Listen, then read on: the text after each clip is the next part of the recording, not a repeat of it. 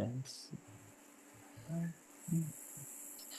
all right. Good evening, everybody. We'll just wait for a few more people to join, and we'll get started very shortly. Uh, here. All right. So, for those of you who do not know, my name is the EOPS Care and Next of Education Resource Specialist, or advisor, should I say. So my job here at RCC and in the EOPS Care and Next Up department is to just really be that middle person between you and the counselor, help you find resources on campus, help you with registration, a lot of different things. So, if you ever have any questions, you can always reach out to me. I'm always happy to help. And then just a part of this job, like I said, is just to find resources. And one of the things that a lot of students have been asking about are scholarships, specifically the ones at RCC. So we just want to have this opportunity to just go ahead and let you all know about the scholarships that RCC has to offer and how do you apply for them, what to expect, things like that. So before I turn it over, I did just want to let you know that everyone is going to be on mute. You will not be permitted to unmute yourself. This is just to give respect to our speaker so she can get through all of her information. And then at the end, then I will allow people to unmute themselves to ask questions. So with that said, I will pass it over to our financial aid office, and they'll be able to introduce themselves and go through everything. If you have any questions as she's speaking, just go ahead and put your question in the chat. And then if it's something that she's talking about, like in that moment, I will then go ahead and ask her that question at that time. But if it's something that can wait until the end, then we'll wait until the very end. So with that, Alexis, I will pass it over to you, my friend. Great, thank you. Hi, everyone. My name is Alexis Ureña. I work in the financial aid office. I'm a financial aid analyst. I do financial aid packaging, but one of the things I manage as well as regular financial aid is scholarships. Specifically, our CCD scholarships. I manage them with the foundation office. I'm basically the liaison at the school level for the RCC campus. And then each campus has their own liaison. So with that said, I'm going to go ahead and get started. This is for the 26-27 RCC Foundation Scholarships. And when I start the presentation, I kind of will go more into that. But basically, these are scholarships specifically for our district. Right across the street, we have a foundation office, and their job is to help recruit funding for our scholarships. And so throughout the year, we're able to offer scholarships to students. And one thing is that we're currently in our application cycle. So our scholarship opened up October 14th, and the deadline is January 16th. So it's coming up. But we're going to go ahead and get started. We're going to go in intricates of applying. And if you have any questions, like Lamar said, we'll tackle them as they go. So what are scholarships? So scholarships are basically additional financial aid funding that can assist you to help you pay for books and supplies, living expenses, anything that may be not covered by the financial aid if you're a financial recipient. If you're not a financial recipient, you could also apply. You could go ahead and be able to receive scholarships without being FAFSA eligible or DREAM application eligible. And it's basically another form of funding to help you offset any expenses that you may have that are school related. And it's money that you do not have to pay back. So we often get the question is, what's the difference between financial aid and scholarships? Well, scholarships is part of financial aid. So the word financial aid is an umbrella. And under that umbrella, you have grants, which often students refer to as FAFSA money. Or Cal Grant, and then you have work study, and that's where you work on campus and the money's coming from the Department of Education. And then you have student loans, which is also a form of financial aid, but that is money you do have to pay back. And then you have scholarships.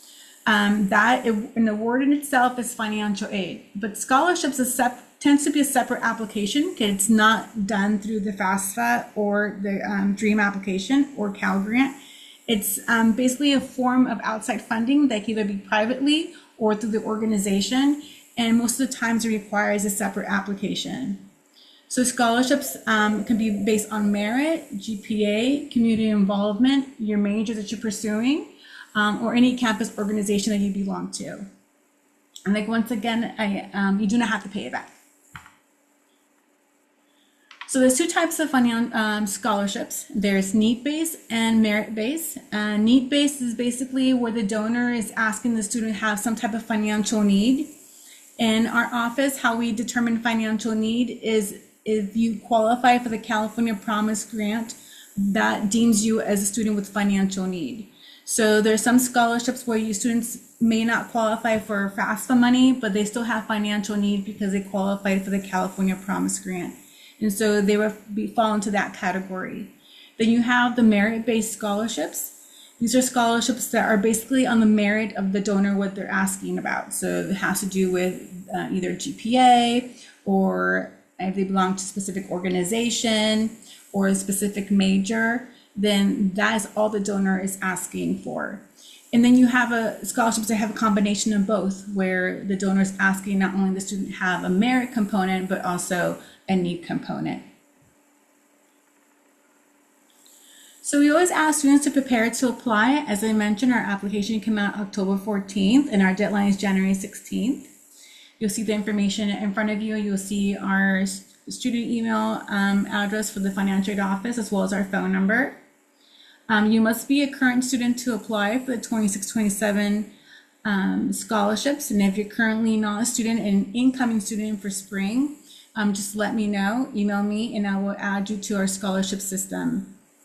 You must have at least one reference to have a successful application. Otherwise, we will not consider you for any of the scholarships. The application does prompt 3 references, but you're only required to have 1 submitted. And references are not recommendation letters.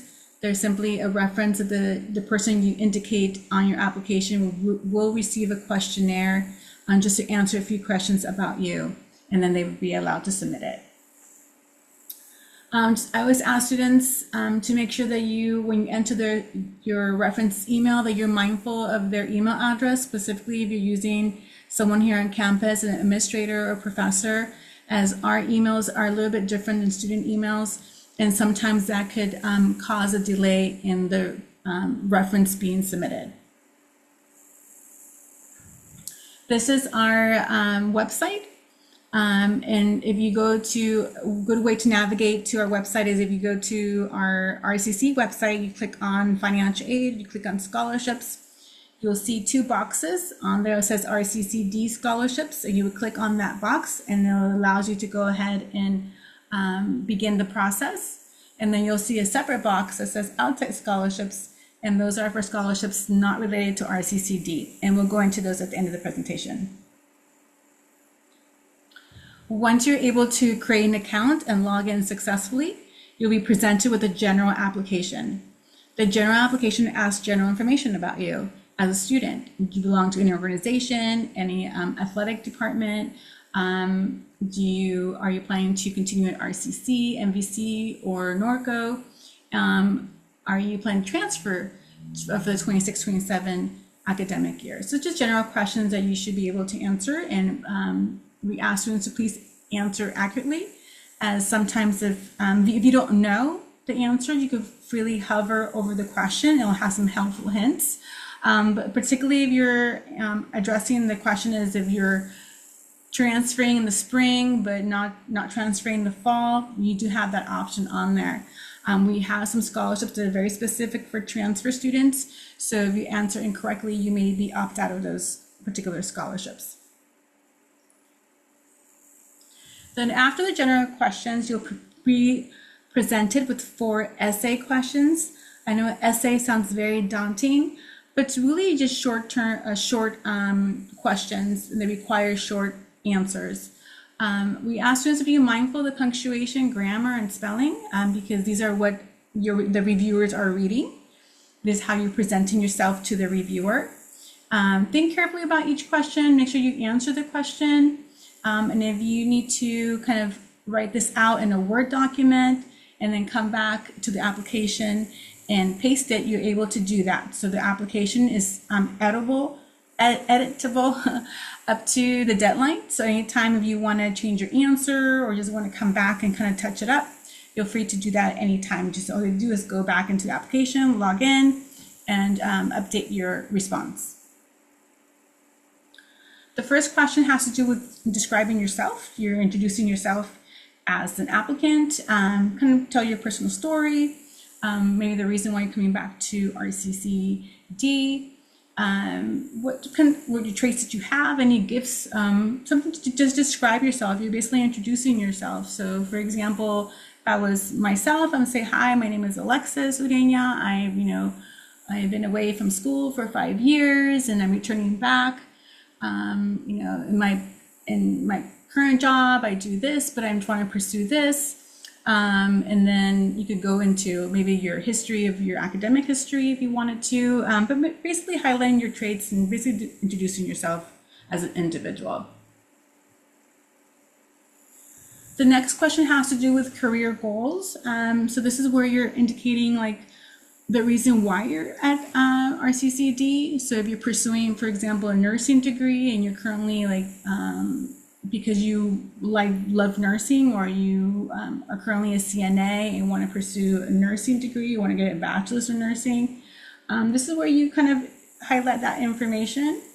You indicate what your career goals are and your aspirations, or any history, any academic history that you have. So if you're coming back after, if you have a career already and you want to come back and pursue a different career, we have a lot of those students who maybe just want to have a different career path. And what your ultimate goal is, if you're planning to go to a four-year institution, if you plan after that, if you plan to teach, or you plan to work a specific job that you want to do, this is where you highlight that information. Then we go into any extracurricular activities you have on campus or outside of campus, any type of activism, volunteer work, philanthropy that you have. This is where you highlight that information, whether it's here on campus or outside of campus, just indicating any community involvement that you're currently involved. If you belong to any organization or engagement center here on campus, this is a good place to highlight that. The final question has to do with any what conditions or challenges you have faced and how you overcome them. And this kind of just gets to know you more as a student and how you face adversity and challenges. So during COVID, we had a lot of students kind of highlight the challenges they were facing from going from on-campus learning to online learning, and what the challenges they face and how they overcame them. We have some students kind of also address maybe any disabilities that they have and how that affects them learning and how they overcome them. So just kind of highlight any challenges that you're facing. Of course, you want to share as much as you feel comfortable with. So it's up to you how much you want to add to this question. And there's no word limit. And the response could be as short as you like it to be, or as long as you like it to be. Then what happens is, after you submit your application, the system is a smart system, so it auto matches you to as many scholarships that meet your criteria based on the general application. So if you're a nursing student, it'll match you to a nursing scholarship. If, for example, if there's a specific scholarship for a particular engagement center, it'll match you to that. So like, for example, Puente has a scholarship and it's for their, it's part of their engagement. So if you belong to Puente, you indicated that, it will match you to the Puente scholarship. So it's a smart system, so just match you up and basically you're done. The system is smart enough to know that to meet the criteria that you have, and then it'll put you in that consideration of applicants for that particular scholarship. Then what happens is that it'll also present you to apply to scholarships. So apply to scholarships are basically scholarships that may require additional information from you. So you've been matched to them, but you're not being considered until you kind of complete the additional questions that they're asking. So it may be a single question, or it could be where you need to provide additional documentation, such as an official transcript. For example, we have a scholarship that requires 10 Spanish units completed. And that requires the students to upload their unofficial transcripts to confirm that they have 10 Spanish units completed. So it could be just simple as that, or it could be for our journalism and creative writing scholarships. They do require additional writings or an original work. So maybe like a short story or like a paragraph where the reviewer is reviewing that and reading that.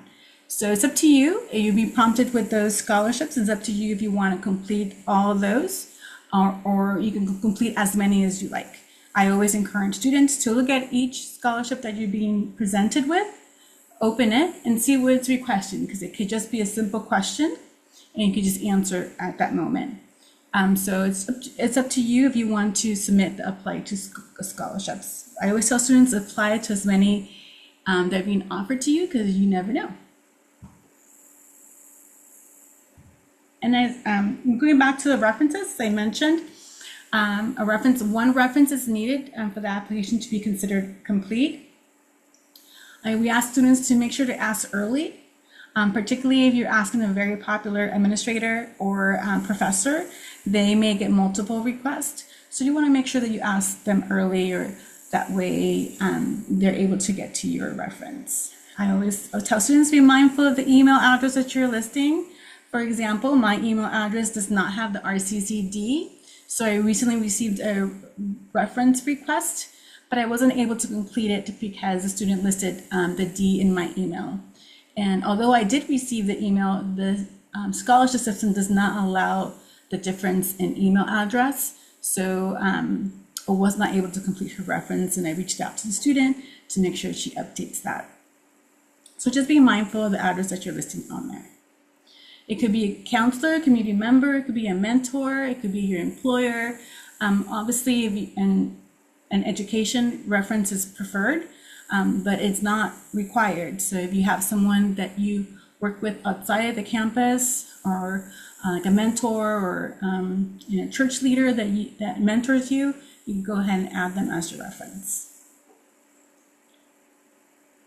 So this is an example of what the reference email looks like. As soon as you submit the application, they'll receive a reference email saying, hey, so-and-so has requested you as a reference for the scholarship, and they'll be provided with the link. They'll click on that link, and it allows them to go ahead and log in and complete the reference. When the reference is complete, you'll see on the screen that shows requested when it's incomplete, and submitted when it's complete.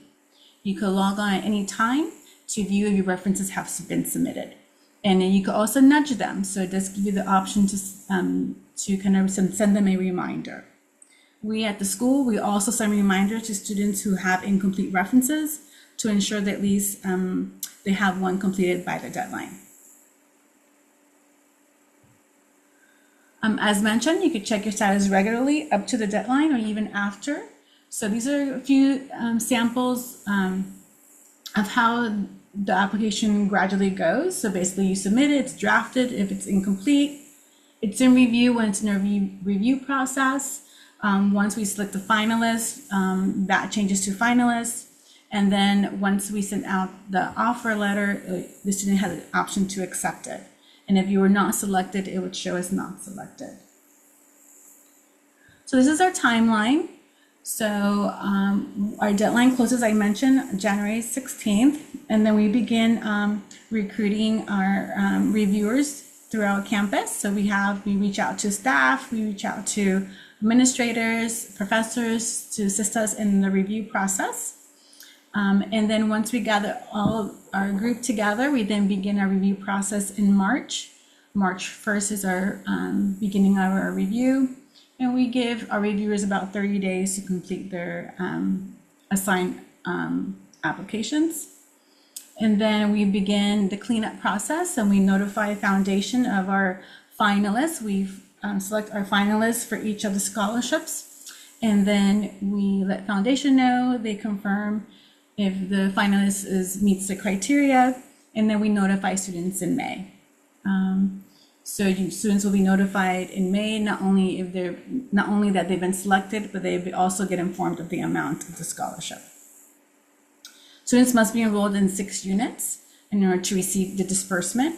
There are a couple of scholarships that require full-time, and you'll be notified if you are a recipient of that scholarship of that requirement. And then we have about a couple of scholarships they pay out partially if you enrolled less than 9 units, but if you enrolled in 9 units or more, you receive the full amount. But the majority only requires 6 units in order to receive the disbursement. The funds are dispersed into two, half fall, half spring. So for example, if you receive a scholarship for $1,000, we would post the amount on your financial aid award letter as $500 for fall and $500 for spring. You cannot combine them, unfortunately. If you're transferring out, and then you receive a transfer scholarship, we will then send that transfer scholarship to your new institution. So if you receive one, you'll be prompted when you've been offered a scholarship to go ahead and list your new school and the new school student ID. And then we send out those funds at the beginning of September to your new institution, so you can use them then. If you are transferring to a four-year institution for that academic year, I always encourage students to double dip. So not you could apply for our scholarships, but you could also apply to your four-year institution scholarships. So we always encourage students to inquire about their scholarship cycle, as it's not the same. We at RCC are a little bit different than other schools. We encourage you to look at their scholarship cycle to see when their application opens, and also apply for our scholarships, so that way you can have both opportunities.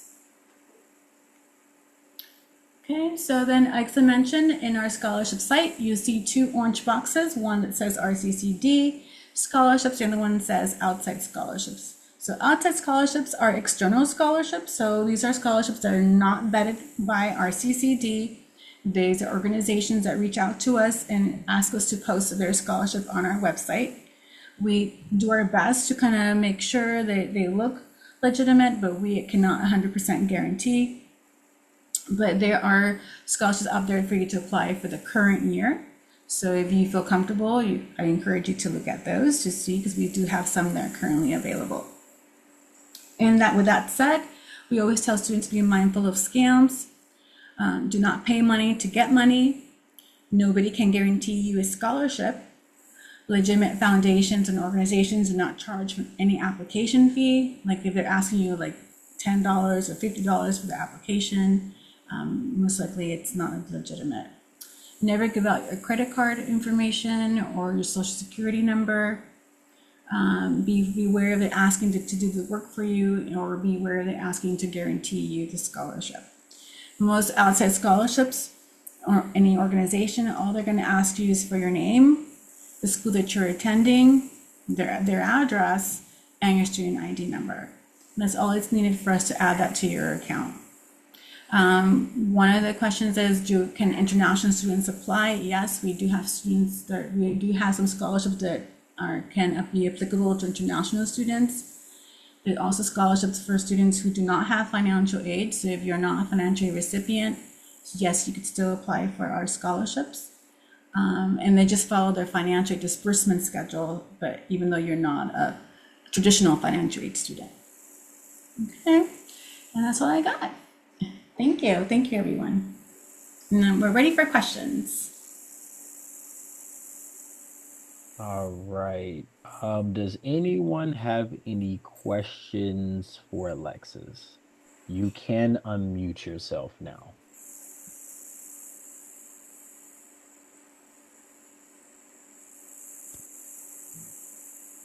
No questions? I have a question. For the references, can it be somebody in the medical field?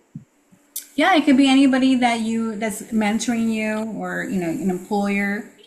Yes, it can be anyone. Just have to make sure you list their correct email address. Okay, sounds good. Thank you. Yes, no problem. There was a question in the chat that says, do letter recommendations matter?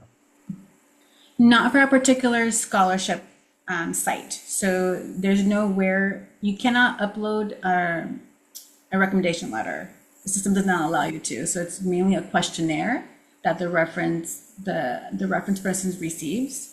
And then the reference questionnaire kind of speaks a little bit about you, where the person is kind of rating your performance, and then it prompts them with questions which they could reply like one or two sentences. But there's nowhere on there where someone can upload a recommendation letter. You say the scholarship will ultimately match with the major that I'm applying for, but if I'm applying for two majors, is it going to ultimately match with them?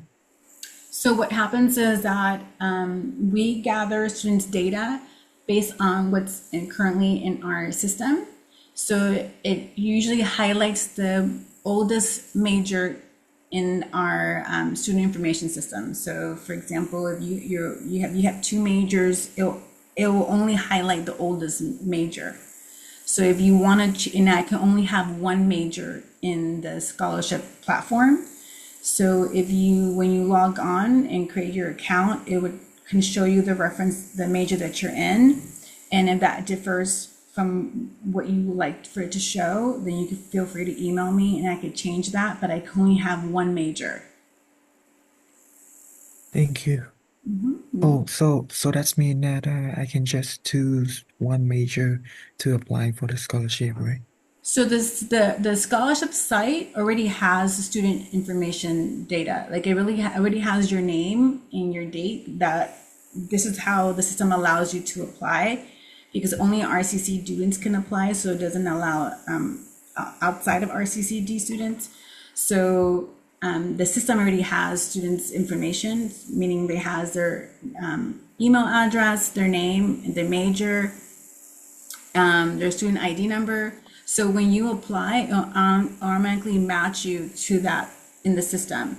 So if you're not currently a student, it won't allow you to access our site. So with that said, it already has a major in there. So if you have a specific major that you want me to make sure it has, feel free to email me.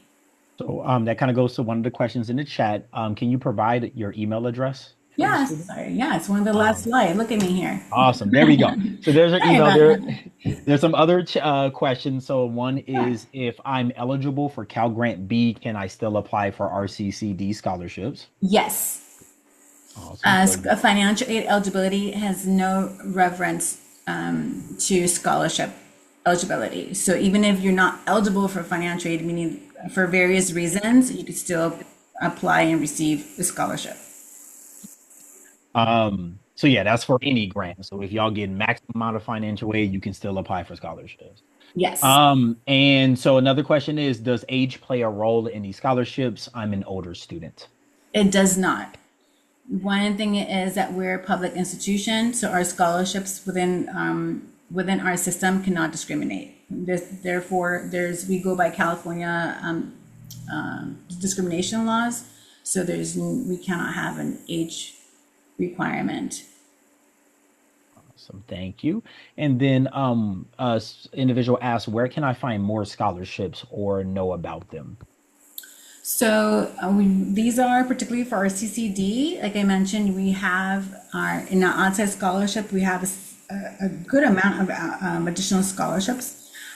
But you also, depending on what type of scholarship, I always tell students, contact your chair of your program. They tend to know more scholarships specific to the major that you're pursuing. Yeah. Because not all scholarships within RCC go through the RCCD system. So I know there are some scholarships that specifically go through the department for which your program you're pursuing. So I know nursing can have additional scholarships that are not part of the program, and that has to do with the donor. The donor may not want to go through the RCCD system. They may want to have their own scholarship go through the department by itself. And then the thing to add with scholarships, you can find scholarships anywhere. So the reason why Alexis or other individuals wouldn't be able to give you is a lot of resources, because like anybody can give a scholarship. So you can always like look up scholarships. Like I tell people, like if you're looking for a scholarship for your major, you can Google nursing student scholarships or whatever it may be, you do just want to be aware of scams. So if they're promising you a scholarship, no one can guarantee you a scholarship. If they're asking for very sensitive information like name, birthday, and social, or if they're asking you to pay for the scholarship, then it's most likely a scam. So you can do quick Google searches, but if you before you put anything down, you can come and ask us in EOPS counselors, maybe even financial aid, and we can look at it to make sure if it looks legit or not. But there are scholarships everywhere. Like McDonald's can give a scholarship away. Yeah, and you should reach out to your parents or community involvements. Even within our own employment here, RCC, we reach out to our union. Our union has scholarships that are available to us or our dependents. So if you have your parents belong to either they work for a bank or they work, for a specific organization like Amazon, Kaiser, whatever, you may reach out to them to see if their organization offers scholarships or tuition reimbursement. That can also be an avenue that you want to pursue because it's a legitimate organization. If you belong to like a church or some type of mentorship outside, you also want to inquire to them to see if they have scholarships as well. Big companies, if you want to go directly to their website, like Coke or Pepsi, and see what kind of scholarships they offer. So big organizations, I always tell students, go directly to their website to see if they offer any type of scholarships, or kind of internships or internship scholarships, a combination of both or one or the other. Yeah. And I don't know if it still exists, but when I was in college, there used to be a website called FastWeb. There, there But I don't know is, if that's mhm. there is, it is a little daunting. Yeah, it is. When you go in, that's why I'm not a big push of that, Yeah. but there is that, it could be daunting and a little bit discouraging. This is why I always tell students, always look at your local resources first. Kind of reach out, right, your local resources to see friends, family, the companies they work for, any type of organization they belong to, and to see like if you have like if one of your parents is in law enforcement, they have dependent or scholarships or within their own departments, or if your parent is like a fire person, or even like a local like Lamar said, McDonald's. If your parent works for McDonald's, they may have a dependent scholarship. I know Amazon offers some scholarships because we do see some students reach out to us, kind of wanting us to confirm their enrollment. So it's just reaching out to the people around you first, because I know that's probably the closest reach, and then jumping into the sites. Got it. And then I do have a question for you, Alexis. So you might have answered this, so sorry. No, With the scholarships, are they for like transfer? Like, can they take these funds to if they're going to yeah, be transferring next year? yeah. So ironically, we just had one of our biggest transfer scholarships year. This current year, we had about 55 students transfer their scholarship, which is a lot. And so it was about 15 different campuses that were sent out scholarships. So when you do your general application, it'll ask you the question is, will you be continuing at RCCD the following year? Will you be continuing and transferring, or will you be transferring? So if you're transferring for fall 26, spring 27, you want to indicate that you're transferring on your general application. That will match you to the transferring scholarships. So that way, those are specific scholarships for transferee students. So that way, when you're matched to that, we know that you're transferring, and we'll automatically send that information out to, or that disbursement out to your new institution. And then you have, like I mentioned, you have scholarships that are specifically for continuing students. That is why that question is really important that a student answers it accurately.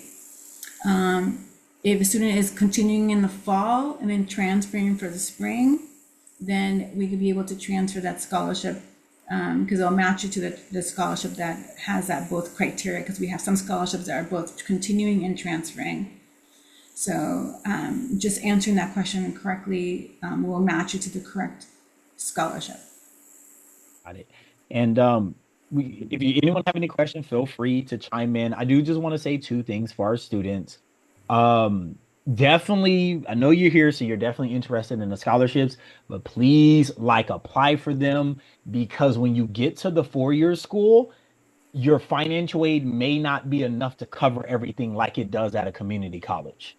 So don't just think Pell Grant and Cal Grant is going to be enough, especially depending on what school you're going to be in. So there are instances where Pell Grant's taken, Cal Grant's taken, and your school is still there, like, hey, you still owe us a couple hundred or a couple $1,000s. So that is where the scholarships come into play. So please, please, please start looking for them. It's never too early in some instances to start looking up scholarships. And I forgot my second point, but if But I I think of could, it, I if will. I could add to that, Mhm. Yeah. you can receive multiple scholarships at RCCB.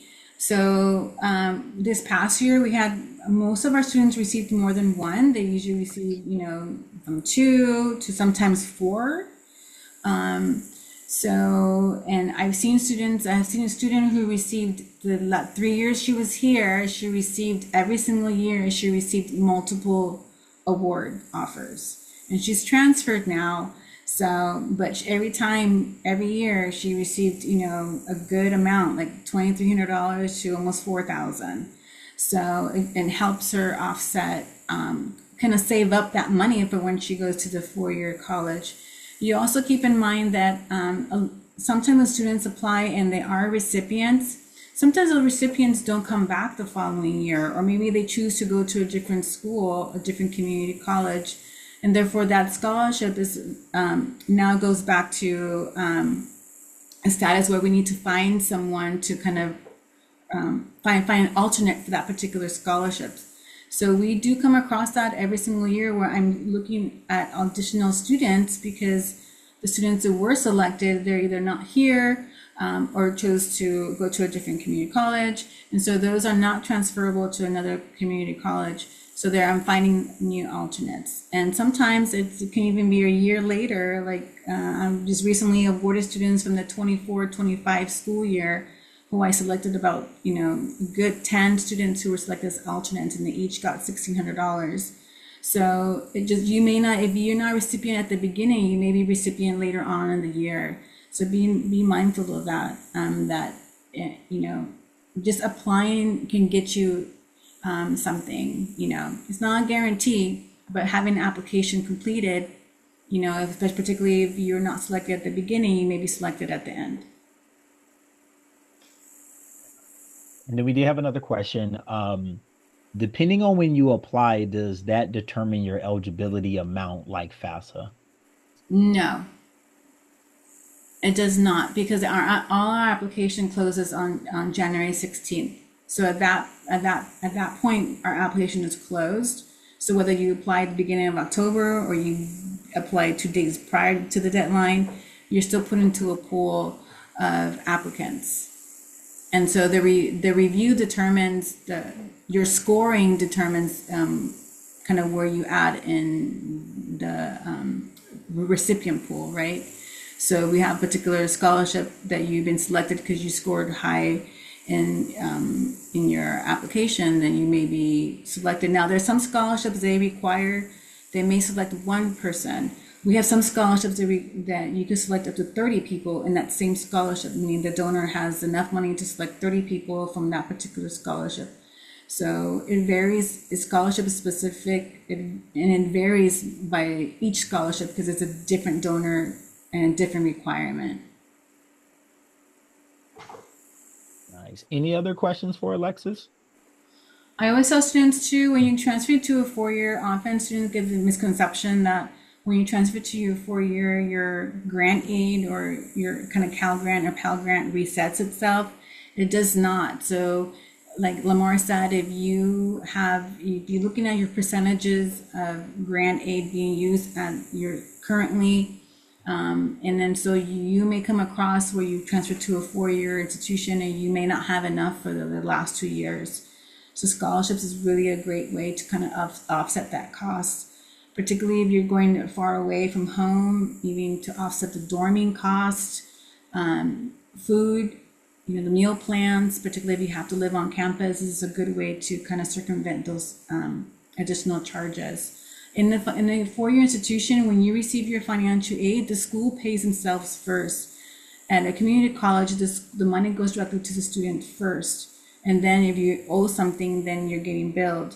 But at a four-year institution, the four-year institution gets their money first, and then if there's any money left over, then it goes to the student. So just being mindful of that change, and students sometimes get a little bit surprised by that because I'm like, oh, I should get my financial aid, but the school always pays themselves first at a four-year. So with that being said, if you have a scholarship that is being sent to your institution, that kind of offset some of that cost, and kind of reduced, kind of the reduce the financial obstacles that you may face. All right. So, I have two questions. One, Sherelle, I see your hand raised. I'm gonna ask Alexis the question that was in the chat before your hand came up, and then we'll get to your question. But if you receive a great deal of scholarship, does it affect your FAFSA? And it's a tricky question. Yeah. And I would say the FAFSA, it's more of a tax preparer question, but the FAFSA has a question that says, do you receive, how much scholarship aid did you receive that was reported on your taxes? It does not ask the question how much scholarship money you received. So it's very specific on the FAFSA is scholarship that we reported on your tax returns and not the scholarship that you will list on your FAFSA. If the scholarships were not reported on your tax return, then that's not the question that it's asking. So you got to answer the question very specifically. So if you receive $20,000 and it was included in your tax return, then you would indicate that on the FAFSA application. Now, receiving a scholarship can impact your overall financial aid package. So it's a little bit more intricate than that. So if I have a financial aid, my financial aid, I don't get confused anybody, but if I have a financial aid award, and for example, my cost of attendance, it says 30,000, and I have a scholarship for 20,000, and then I want to borrow a loan for 20,000, I wouldn't be able to do that because I'm past my cost of attendance. And that gets tricky. That's more a financial aid related question. But it can reduce the overall type of aid that you can receive. But federal Pell Grant's an entitlement. So you're entitled to receive that grant aid if you're eligible. So even if your scholarship is more than what your cost of attendance is, you're still able to receive that federal grant. Thank you. Sherelle, you can unmute yourself. So go ahead and you can ask any question that you may have. You still there, Sherelle? Hi, yeah, I'm sorry, I don't have a question. I apologize. No worries, no worries. All right. So I do have a question in the chat. Well, Alexis, does it ask for your financial need in the application? Because the student said, how do I know my financial need just in case if there's a question like that in the application? Is that depending on my major or something else? No, we determine your financial need, and in the presentation, I mentioned how we determine that is if you qualify for the California Promise Grant. Got it. So it's independent of major or anything like that. Your financial need is based on if you qualify for the California Promise Grant. So I'll put it like this for everybody in this room. If you got this invite, you're in EOPS, and EOPS's requirement is you have to have the California College Promise Grant. So everyone in here should have that grant. And like I mentioned, depends on the donor. So not all scholarships within our system require a financial need. Some of them are strictly merit. Gotcha. Any other question? Anyone have any more questions? Why you think I do want to just kind of reiterate something Alexis mentioned that a lot of students say they did not know. So I do want to repeat it. Your Pell Grant is not forever. You can run out of your Pell Grant. So I did just want to repeat that if in case someone missed that. So you can only get, what is it, 6 years? I forget how long it It's is. 600%. There we go. So you could, when you do your when you do your FAFSA application, you're logging on to studentaid.gov. You could check out your lifetime percentage on there as part of the platform. So your Yes. lifetime Pell percentage, you could see where you're at. You know, because it's easier to talk in percentage because it gets tricky Yeah, yeah, to yeah. The determine each years. Yeah. semester. So, but if you want to look at how much percentage you have used, and so you only allowed to have 600%. So, and if you receive full-time amount, like 12 units or more amount, each semester is equal 50%, right? So if you're in 12 units and you received your full amount, you use up 50% for Yes. that semester. If you were in 12 units for fall and 12 units for spring, you used up 100% of Yes. your amount. If you're in less than full-time units, then that percentage gets reduced. And that's why I always tell students it's best to go by percentage. Yes. So when you log on to your new FAFSA, the new FAFSA is out for 26, 27. It's been out since October, so we encourage everybody to apply. But when you're in that platform, you can look at your lifetime percentage of your federal Pell Grant, and you can also look at your kind of, you have borrowed loans. You can see how much loans you have, the loan standing, and you can also, it's a very helpful website. It has a lot of information that you can have. Yes. So, which is why, like, financial aid, your counselors and your advisors, sometimes they may feel like they're trying to get you to graduate and move on, is because last thing we want is for you to use all of your Pell Grant at RCC, and then now you're transferring to a four-year school with no Pell. So Yeah. that's why sometimes you might some students say sometimes they feel like they're being rushed. If you get a financial aid appeal letter, that's why. If you've never heard of it, is because Pell Grant can run out. Just FYI. Yeah. Um, And then for Cal Grant is 4 years, just to let you okay, know. there we go. Thank you. 40. Okay, cool, cool, cool. No percentages with that. Is it straight up years It's or straight up years. okay, It's four okay. years. Good to know. All right, y'all. We have 10 more minutes. Does anyone have any questions? If no one has any questions, we'll end early. But again, you can unmute yourself if you have a question, or you can put it in the chat.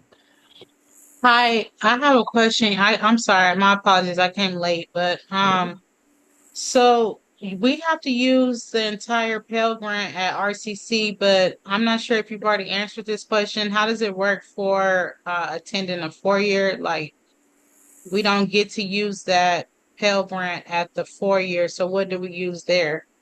You can. What I was saying is if you can run out of Pell Grant. So if you're at a community college for too long, it can run out. You can still use Pell Grant when you get to the 4 year if you haven't used all of it at the time that you transfer. Oh, okay, my Yeah, yeah. apologies. No, no, you're good. Yeah, yeah. So yeah, you'll still be able to. It just can't run out if you're here for too long. The other thing you Okay. also want to be mindful is that we don't have a tuition waiver at a 4 year. Yes. So Oh, yeah, No there's tuition waiver. no tuition waiver for each university level may have some type of addition, like their own individual grant, but there's no tuition waiver at a 4 year. And then on top of that, at the 4 years, like at Cal States, they have programs called EOP, but it is not EOPS, and they do not do the same thing. So some of the things that you're getting at RCC's EOPS department, meal tickets, book vouchers, things, supply vouchers, those are not guaranteed at the four-year school, which is why we're pushing scholarships be so you will be able to supplement that, the textbooks and things like that. Because once again, EOP and these other programs will not give you as much than the community colleges EOPS programs will. And Leticia, I know you're in here, so if there's anything you want to add to that, you can definitely if you want to. But just want to throw that out there for you all to know. No tuition waivers and EOPS will not do the same thing after 4 years. Any other questions for us? No? All right. Well, we don't want to keep you. I'm So if s- you're no go ahead. I'm sorry, Mario, cut you. I have another question. So, Yeah. are you guys gonna have more of these workshops for the scholarships? Because I definitely need to start applying for some. I know they've been going on for a while, but I didn't think I would need one. Yeah, so we have our scholarships, our workshop is available. The information is available on our website. I believe I have one tomorrow in person and one virtual coming up. So feel free to go to our website and look under events and workshops. As also, if you go into RCC Financial Aid Scholarships, and you'll see there's a link right there. It says workshops. It'll let you know when our next workshop is available. And then Thank if you you. need help applying or just creating your account for the scholarship site, because I know it can be a little bit tricky, feel free to come down to the financial aid office. In our welcome center, we have our student workers I made them all sign in and complete an application. So they can definitely help you navigate how to create an account. Okay, thank you. Thank you, Lamar. Thank you for adding Of that. course. Yeah, so I put in the chat a link. It just says how to pay for college, but it is the link that goes directly to the financial aid workshops and events Yeah, I'll page that click you on were that. referring to. Maybe it'll take me there. Yeah, Yes. it'll take you straight there. So there you go. I have one tomorrow at 2 p.m. at room 205. And then I have a virtual one on Friday from 11 to 12. And just one last thing I do want to note for when you're doing any type of like recommendations, make sure you pick someone who can speak to you as a person, as a student. So like don't just pick someone's like, oh yeah, I talked to such and such in Trio or EOPS. Make sure that that person is someone that when it asks, can you vouch for this student's math skills or whatever it may be, that this person knows you in and outside of the classroom. Because if you put someone who can't really speak to that, can the financial aid scholarships, can the requester deny filling out the recommendation, Alexis? They Okay. cannot deny, Okay. but they may not just do it. Got you. Yeah, so you don't want Yeah. that to happen. So you can always reach out to the person and let them know. Well, let them know regardless if you put their name down. Sherelle, I know you probably missed this piece, but when you're putting letters of recommend or like recommendations, double and triple check the email address and make sure you're typing in the right email address. For everybody, make sure you're following up with the person that you put so they know that you put them as a scholarship reference and that they know what's going on. And then, like I said, make sure you're picking someone who can really speak to your academics and you as a person. Because, like Alexis said, if they can't, they may not just do it. They might just leave it alone and leave it blank. So don't do Yeah. that. The good thing is that you only need Mhm. one reference to be Mhm. submitted. So in the system, the site suggests three references, but you only need one to be considered for any of the scholarships that you've been matched to. Okay. All right. Any other questions? Well, if you have somewhere to be, definitely feel free to log off. No, we don't want to keep you. I'll just hang tight for the next 5 minutes, and then at 6, we'll go ahead and close down the meeting. But if you have any questions about scholarships or financial aid, you see the contact information on the screen. But thank you, Alexis. No, thank you. Thank you for having me. It's my biggest group yet, and so I'm very excited. There we go.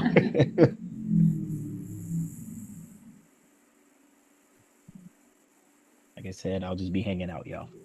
Okay. You guys are very welcome.